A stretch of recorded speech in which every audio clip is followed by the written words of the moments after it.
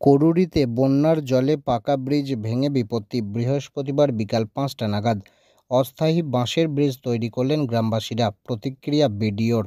মন্তেশ্বর বিধানসভার বড় পলাশন ২ নম্বর অঞ্চলের করুরি গ্রামে গ্রামবাসীদের উদ্যোগে বৃহস্পতিবার অস্থায়ী বাঁশের ব্রিজ তৈরি করতে দেখা গেল। জানা যায়, এই ব্রিজ কিছুদিন আগেও পাকা ছিল। কয়েকদিন আগে বন্যায় জলে ভেঙে যাওয়ার কারণে স্কুলের ছাত্রছাত্রী থেকে শুরু করে এলাকার মানুষজনরা যাতায়াত করতে পারছেন না। স্কুলের ছাত্রছাত্রীরা স্কুল যেতে পারছে না বলেও অভিযোগ। পাশাপাশি রোগীদের নিয়ে যাওয়ার ক্ষেত্রেও অসুবিধার সম্মুখীন হচ্ছেন এলাকাবাসীরা। নিত্যদিনের বাজারহাট করতে খুবই অসুবিধার মধ্যে পড়েছেন স্থানীয় বাসিন্দারা বলে জানা যায়। করুরি গ্রামের বাসিন্দারা জানান, এই রাস্তার ওপর দিয়ে ৬ থেকে ৭টি গ্রামের মানুষজন যাতায়াত করে প্রতিদিন।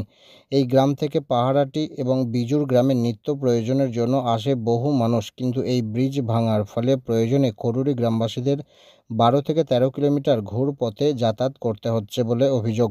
করুরি গ্রামে কয়েকদিন আগে বন্যা ক্ষতিগ্রস্তদের সঙ্গে দেখা করতে এসে ক্ষতিগ্রস্ত ব্যক্তিদের ত্রিপল প্রদান করা হয়েছিল তৃণমূল নেতৃত্বদের পক্ষ থেকে।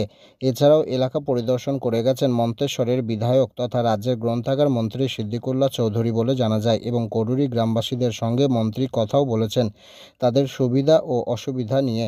গ্রামবাসীরা প্রশাসনকে লিখিত আকারে এই ব্রিজ ভাঙার কথা জানিয়েছেন বলে জানা গেছে। সেই জন্য নিজেরাই জীবনে ঝুঁকি নিয়ে এই বাঁশের ব্রিজ তৈরি করলেন এদিন। বাঁশের ব্রিজ তৈরি করতে উদ্যোগী হয়েছেন গ্রামবাসীরা বলে জানা যায়। ব্লক প্রশাসনের পক্ষ থেকে ঊর্ধ্বতন কর্তৃপক্ষকে ব্রিজ ভাঙার বিষয়ে জানানো হয়েছে বলে জানা গেছে, এবং পাশাপাশি গ্রামবাসীদের আশ্বস্ত করা হয়েছে যত তাড়াতাড়ি সম্ভব ভাঙা ব্রিজ মেরামতি করা হবে। মেমরি ২-এর বিডিও বিশাখ ভট্টাচার্য কী বললেন ব্রিজ ভাঙা প্রসঙ্গে বৃহস্পতিবার বিকালে, শুনব। করুরি সংলগ্ন এলাকায় মাঠের মাঝখানে যে ব্রিজটা বন্যার জলে ওটা আর কি ভেঙে গেছে, তো ওখান দিয়ে লোকজনের যাতায়াত করতে খুবই অসুবিধা হচ্ছে, বা আজকে ওরা একটা টেম্পোরারি বাঁশের ব্রিজ তৈরি করছে। কি বলবেন বিষয়টা নিয়ে? হ্যাঁ, এটা আমাদের কাছে অলরেডি ইনফর্ম, এবং ব্যাপারটা আমরা আমাদের ঊর্ধ্বতন কর্তৃপক্ষের কাছে জানিয়েছি। তারাও দেখছেন ব্যাপারটা। এটা তাড়াতাড়ি যাতে শুরু হয় সেটা আমরা ফলো আপে রয়েছি। Thank you sir. ধন্যবাদ।